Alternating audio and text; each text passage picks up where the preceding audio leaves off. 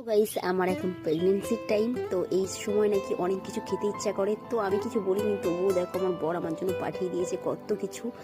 আর ও হচ্ছে দুর্গাপুজোর কাজে গেছিলো, তো বাড়ি আসার পথে দেখো আমার জন্য নিয়ে এসেছিল। দেখো কত সুন্দর সুন্দর জিনিস, দেখেই যেন মনে হচ্ছে যেন খেয়ে নিয়ে এক্ষুনি, কিন্তু সবই আমার জন্যই পাঠিয়েছে।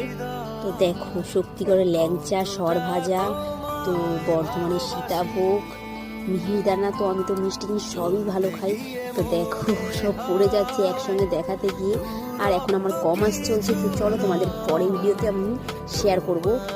আর দেখো সত্যি আমি এখন ছিলাম বাপের বাড়িতে, আর একটু চলো টেস্ট করে দেখি কেমন খেতে।